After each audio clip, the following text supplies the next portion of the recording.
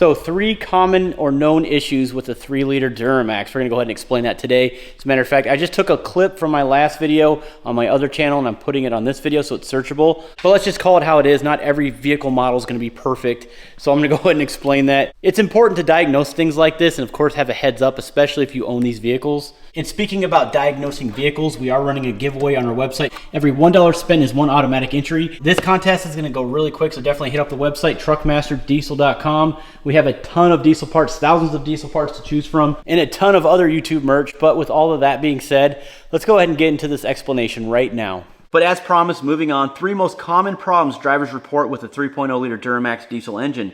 And while the most famous member of the Duramax roster is a 6.6-liter V8 found in GM heavy-duty pickup trucks, it's not the only motor to get the Duramax badge. The smaller Duramax engines, including the 2.8-liter engines and the 2.5-liter engines, which were released in 2011, 2012, and 2014. But the real game changer came in 2019 when General Motors released its much-anticipated 3.0-liter inline-6 Duramax diesel engine. And for everything that makes the 3.0-liter Duramax engine great, it also has its flaws.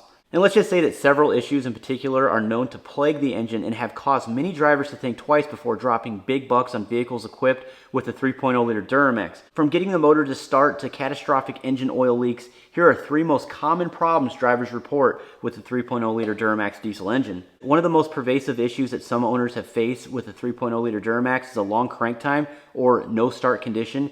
That means when the driver goes to start the engine, it does one of 2 things. It takes an exceptionally long time to start, or the engine doesn't start at all. Many drivers report experiencing the issue intermittently. Also, General Motors has released several technician service bulletins, or your TSBs, for the situation, each describing various causes and solutions.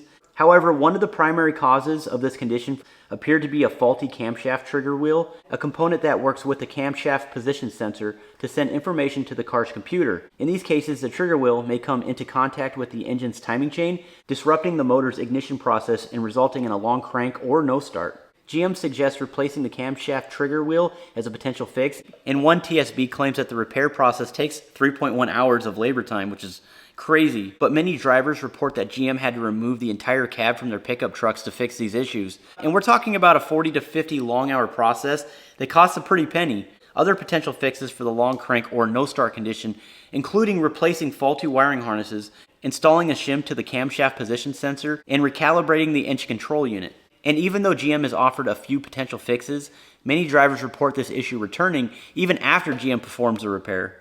And here's another one, oil leaks due to failure of the rear main seal. In many cases, drivers report experiencing catastrophic oil leaks after putting very few miles on their vehicle. And most of these issues appear to be due to faulty rear main seals. The rear main seal separates the engine from the transmission and prevents oil leaking out of the crankcase. And when the seals fail, it's common for these engines to lose nearly all of its oil very quickly. And let's just call it how it is. This is a very disastrous situation. And if the engine loses all of its oil while it's running, it can quickly develop to severe problems, including broken internal components or a complete seizure. And again, General Motors has issued a TSB for this problem and recommends replacing the lower timing chain cover, which comes with a new seal. And this repair takes about 12 hours to complete. That basically means that you're going to be without a vehicle for 2 or 3 days, depending on the shop, maybe 2 weeks. I would say the only good news on this situation is the fact that when this happens, normally it happens before 20,000 miles, so you can rely on GM's fine warranty policy. And number 3 on the list, which we've already been sort of talking about, is emissions issues. Many drivers report experiencing these problems with extremely low miles and receiving mixed information from GM dealerships. In some cases, the issue appears to be related to the diesel exhaust fluid or DEF, and in other cases, the issue seems to be due to faulty sensors within the exhaust system. The frustrating part of this problem for drivers is that General Motors itself doesn't appear to understand what the ultimate root cause is, or if it's even the same problem affecting various owners. Many drivers report taking their vehicles to GM dealerships for repairs only to experience the same problem a few days later after they left the dealership.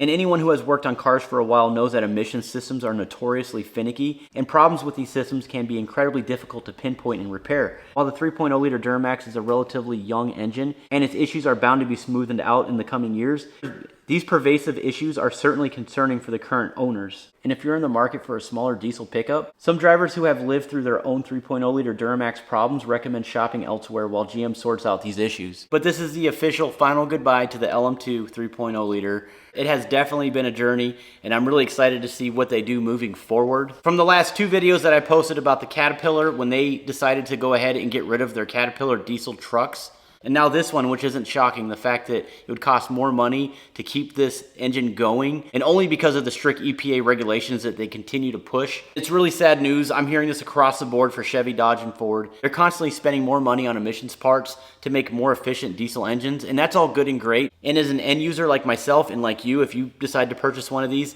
it's going to continue to choke the life out of these diesel trucks. It's not like the good old days when you had a 1995 Dodge Cummins and it can go a million miles like it's nothing. Unfortunately, those days are over unless you decide to delete your truck. And the way I look at it, these Baby Maxes definitely have their place.